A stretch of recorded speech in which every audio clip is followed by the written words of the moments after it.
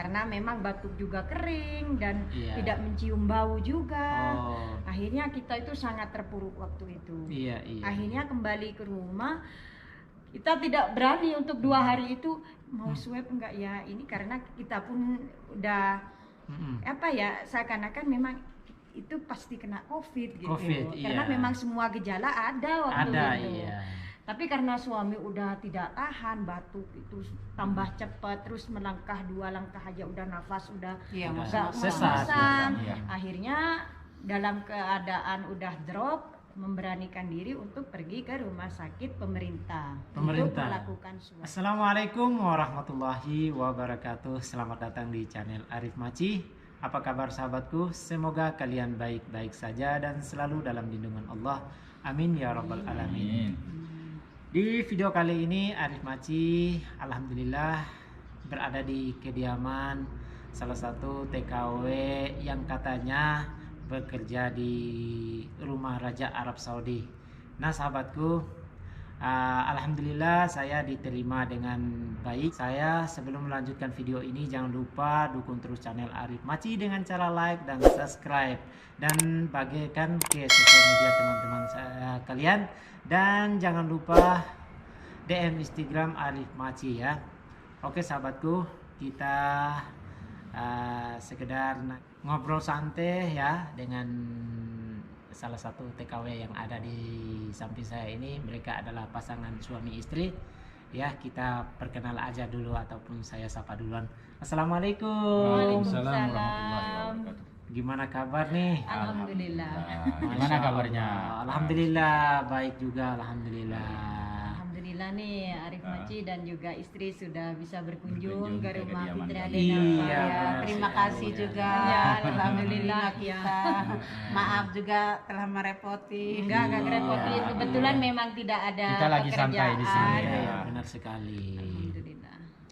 Nah, saya Mbak Fitri, sebelum saya datang ke sini ke tempat Mbak Fitri, saya sempat melihat video Mbak Fitri beberapa hari yang lalu itu. Mbak Fitri itu pernah kena COVID-nya, bukan Mbak Fitri tapi suaminya ya. Nah, dan juga ya sekeluarga lah gitu ya. Gimana ceritanya itu? Berawalnya kita waktu ambil konten juga sih ya waktu itu. Ya. Berawalnya pas ke Kota Jeddah. Ke Kota Jeddah kita mau ambil konten ke sana dan sengaja kejar jam tayang waktu itu. Karena hanya tinggal sebentar lagi mau dimonetis gitu. Masya Allah. Jadi kita memang berusaha keras waktu itu untuk mencapai titik monet dan jadi partner daripada YouTube. Oh, ngomong-ngomong ini Mbak Fitri sama kreatornya ini atau editor Fitri Adena ini terjun ke dunia YouTube juga ya? Iya. Ya, alhamdulillah sekarang suami sudah punya channel sendiri yang bernama Denava Official. Iya.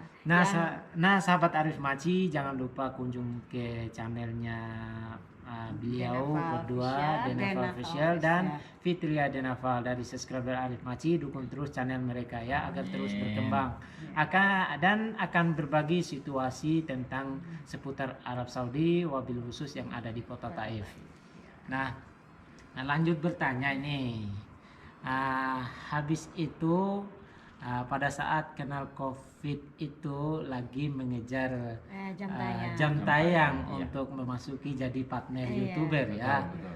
Dan pada saat itu Mbak Fitri dan sekeluarga apa yang dirasakan gitu?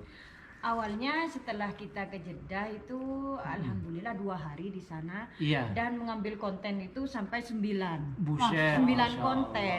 Jadi memang kita push banget waktu itu. Ya persiapan ya. Jadi juga tidak mengenal lelah. Terus memang panas ya waktu itu. Panas dan mungkin kondisi kita dalam keadaan drop, kelelahan juga. Dan akhirnya 2 hari setelah ke Taif itu belum merasakan apa-apa, cuman di perjalanan suami itu sudah mulai agak batuk. Iya, tapi iya, iya. dipikirnya mungkin hanya Batuk masuk biasa, angin, masuk batuk angin. angin apa batuk biasa. Dan setelah ke Taif pun kami masih mengambil konten lagi untuk mengantar teman-teman Iya. ngambil konten di waktu itu di Idai Adventurer. Ada betul. Jadi pulang ke Taif cuman Baru nyampe, mandi. kita mandi sebentar langsung berangkat lagi. Berangkat lagi, Seperti Masya itu. Allah. Kecapean, Iya, jadinya betul, kita. sakit itu cepat datang. Dan kebetulan suami mencoba apa ya Yang makanan di paket pedas ya. iya, yang sana. 1 million waktu itu. Gitu ceritanya. Jadi mungkin kondisi sudah drop, dia makan sampai Pedas mencoba banget. 1 million kan pastinya pedes banget. Akhirnya nyampe ke rumah udah mulai drop, udah mulai panas. Mm-mm. Jadi batuk itu kering ya, Pak? Iya, ya? kering dan apa ya? Pokoknya batuk itu cepet banget gitu. Iya. Kayak Terus nggak berapa henti-henti. hari setelah batuk itu baru diperiksa ke rumah sakit Iya. atau dicek? Ya, setelah itu sudah kondisi sudah lemah, panas, batuk kering, pilek juga kering ya, sempat juga mual Betul. gitu. Dan setelah itu kita langsung periksa ke rumah sakit, Iya. rumah sakit swasta. Kebetulan kami berdua kan punya surat kesehatan dari ya, atau majikan. dibilang takmin ya. Takmin, ya. Akhirnya kita memberanikan diri untuk pergi ke rumah sakit swasta dan suami di medikal, saya pun di medikal. Kan Dan cek darah semua. cek darah semuanya dan ternyata hasilnya suami itu di bagian paru-paru ada flat. Ada Ya, flag. Iya, jadi ada hitam. masuknya ke pernafasan, Pernafasan. untuk ke COVID-nya itu sendiri.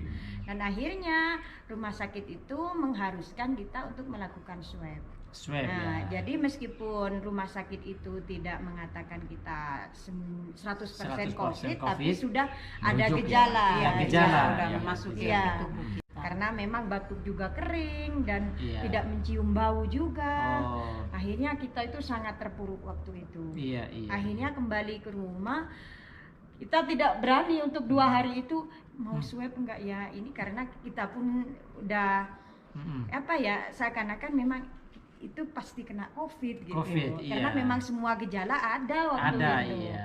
Tapi karena suami udah tidak tahan batuk itu tambah cepat terus melangkah 2 langkah aja udah nafas udah Iya, Udah nggak sesak, ngos-ngosan. iya. Akhirnya dalam keadaan udah drop memberanikan diri untuk pergi ke rumah sakit pemerintah untuk Pemerintah. melakukan swab. Swab juga. Iya. Akhirnya nyampe sana kita berdua udah ada surat jalan dari rumah sakit swasta sebelumnya.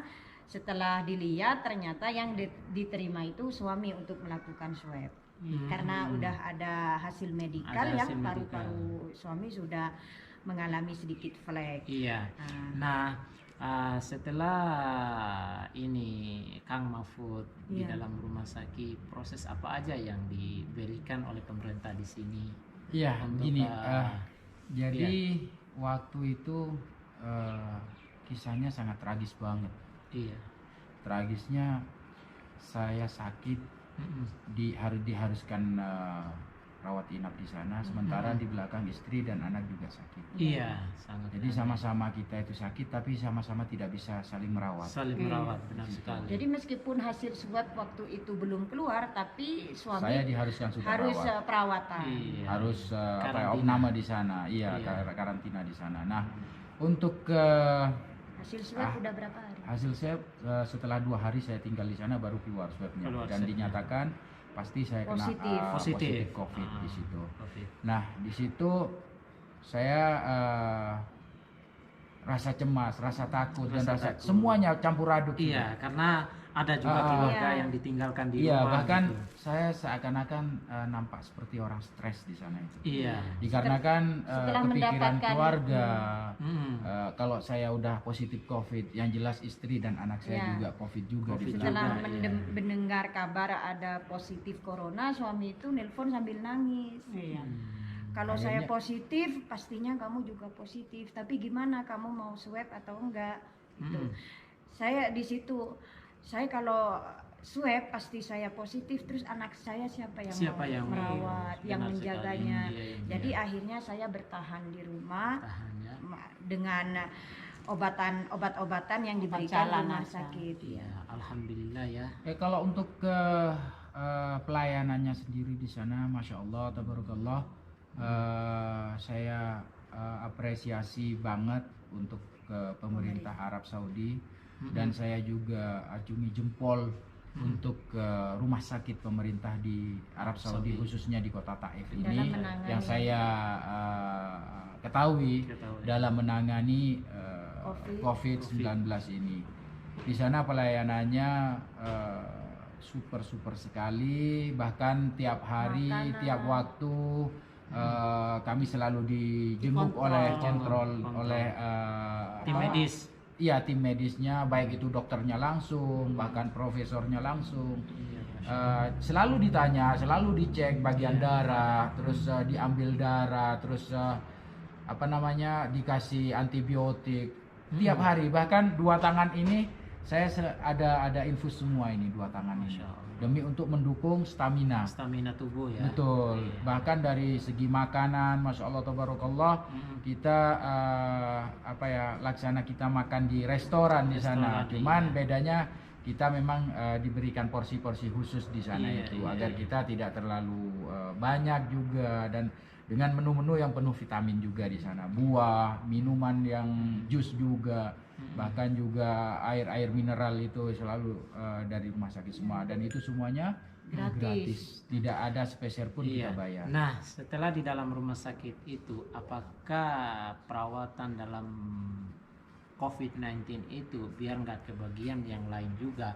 Apakah di dalam situ itu beda ruangan atau digabung dalam satu ruangan itu? Begini, untuk yang saya ketahui di sana, positif COVID-19 yang terparah, yang jadi istilahnya yang sudah koma, sudah koma itu mereka itu ada di ruang ICU yang khusus di sana itu. Jadi memang ada perlakuan khusus supaya orang itu lebih tertolong di sana itu. Kalau untuk saya kan masih dalam tahap mungkin tahap 2, bukan tahap 1 ya, yang paling parah bukan. Jadi saya ditaruh di sebuah kamar di sana itu, dan kamar itu semuanya harus tertutup, tidak boleh masuk kecuali pelayan petugas tim medis di sana itu. Dan memang tidak ada, bahkan yang besuk pun tidak boleh masuk ke ruangan. Jadi satu kamar itu berapa orang? Satu kamar 1 orang di situ. Setelah 4 hari di sana, baru dipindah ke ruang rawat biasa. Nah, di sana itu baru 2 orang di sana. Iya, setelah stamina kita stabil semua, kondisi badan sudah enak, dan kondisi batuk kita sudah berkurang. Jadi sekitar 50% dari kondisi yang tidak stabil itu sudah berkurang, baru kita dipindah ke rawat inap biasa. Seperti itu ya. Tapi pelayanan masih tetap seperti yang di atas, hanya saja beda ruangan, dan di ruangan itu isi 2 orang di situ.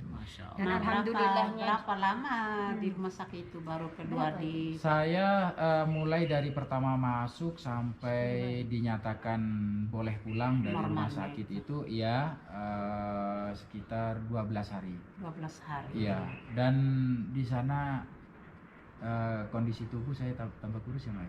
Karena terlalu banyak pikiran. Padahal makan itu suami itu katanya enak. Bahkan itu enak loh. Di rumah Bahkan saya di sana itu minta, aku mau jus ini dong dikasih, aku minta buah ini dong dikasih sama mereka itu. Jadi kita memang betul-betul dilayani di sana itu. Masya Allah tabarakallah. Saya juga nggak nyangka kalau rumah sakit bisa layaknya seperti di hotel dan restoran gitu loh. Karena kami pikir itu kalau ke rumah sakit pemerintah, karena kita kan ajnabi, mungkin ada pelayanan yang berbeda gitu. Tapi alhamdulillah dilatain ya. Masya Allah. Saya juga di sana bersama orang-orang yang asli sini juga, dan juga orang-orang ajnabi juga, istilahnya orang luar negeri juga, orang asing ya. Orang asing. Tidak ada perlakuan yang berbeda, semua disamaratakan di sana. Kalau yang satu makan apel semua di sana itu. Dan jadi, alhamdulillahnya juga itu suami itu langsung divaksin. Vaksin untuk yang corona. Jadi alhamdulillah setelah divaksin, insya Allah menurut dokter itu selama 6 bulan itu tidak akan terinfeksi lagi gitu, setelah divaksin.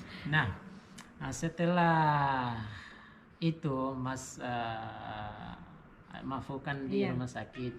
Terus untuk Mbak Fitria yang di rumah selama Kang Mahfud yang ada di rumah sakit itu apa aja yang dilakukan di rumah sama anak?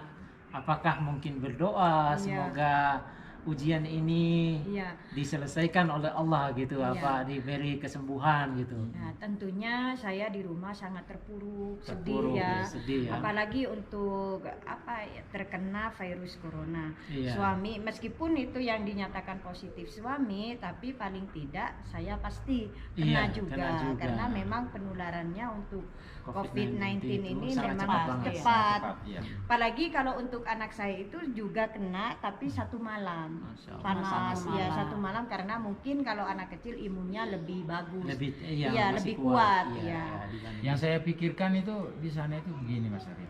Kalau saya di sana sendiri untuk makan, untuk mau ke kamar mandi pasti ada yang nganter ya di sana itu. Yang saya pikir ini di sini, istri panas, dingin, batuk juga di sini. Sementara nggak bisa dijenguk juga cuman sama teman-teman. kata dokter kamu masih level biasa, katanya bisa rawat di rumah gitu loh. Batuknya nggak seberapa parah, cuman panasnya ya lumayan tinggi juga sih waktu itu. Ya waktu jadi itu pikiran itu aja. Gimana masaknya, gimana ke kamar mandinya, gimana. Pokoknya ya itu. Apalagi sambil merawat anak kecil ya. Justru di situ lebih lebih banyak interaksi di situ. Iya, benar sekali ya. Jadi waktu saya sendiri berdua dengan anak saya, sedangkan saya tidak menyalahkan teman-teman juga, tidak bisa menjenguk karena teman-teman pun menjaga menjaga kesehatan juga, penularannya juga. Jadi mereka alhamdulillah meskipun tidak berkunjung ke rumah tapi tetap menanyakan kabar melalui telepon gitu.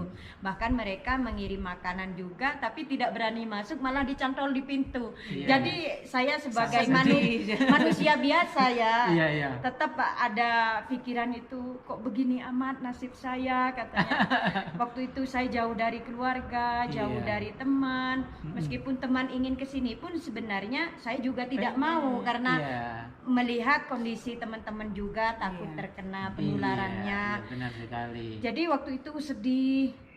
Saya pun kalau berdoa ya memang setiap hari, meskipun kalau kita setelah ke kamar mandi itu memang keadaan itu nafas tuh masih sesak nafas karena dingin gitu.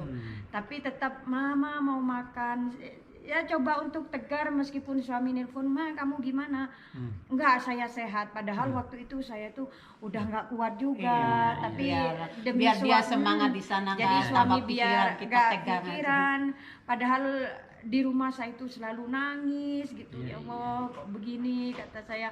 Saya awalnya itu tidak percaya akan adanya COVID ini. Saya pikir ini hanya cerita belaka, politik belaka. Tapi setelah saya terkena baru saya sadar kalau memang COVID ini memang benar adanya. Jadi buat sahabat semuanya yang belum terkena, kalian semua harus menjaga stamina juga dan memang melakukan pencegahan. Tapi semua itu Allah yang berkehendak. Kita pun alhamdulillah untuk pencegahan itu sudah kami lakukan. Setiap pulang dari luar kita cuci tangan, makan vitamin C. Cuman memang waktu itu mungkin stamina kita itu drop setelah dari jeda 2 hari. Nah sahabat, semoga yang diberikan oleh Allah kepada Fitria Denafa sebuah cobaan tidak terulang lagi untuk para sahabat-sahabat di luar sana, khususnya yang ada di Indonesia ya. Dan jangan lupa ikuti protokol kesehatan, memakai apa yang dianjurkan oleh dokter sesuai dengan protokol yang ada, memakai masker dan sering-sering cuci tangan pakai sabun, dan sebelum makan jangan lupa cuci tangan ya. Nah, terima kasih untuk Mbak Fitria Denafa. Terima kasih atas waktunya. Sama-sama. Mudah-mudahan ini bermanfaat juga buat sahabat-sahabat semuanya, subscriber dari Arif Maji. Jadi kita harus selalu menjaga kesehatan juga, seperti sering memakai masker, cuci tangan. Istirahatan juga. Iya, Jangan lupa istirahat Iya, yang yang cukup cukup. ya, Jangan nggak terlalu capek karena capek itu gampang sekali masuk Dan sakit. yang satu ini jauhlah dari kerumunan. Iya, Ya, keramaian. jauhi keramaian dulu. Keramaian dulu. Nah, oke sahabatku, semoga yang menonton video ini, semoga video saya bermanfaat untuk para sahabat sana di luar sana, wabil khusus yang ada di Indonesia yang menyaksikan video ini. Semoga video ini bermotivasi untuk para sahabat di luar sana ya. Oke, saya akhiri video saya dari kediaman Fitria Denafa. Kami mengucapkan Assalamualaikum warahmatullahi wabarakatuh.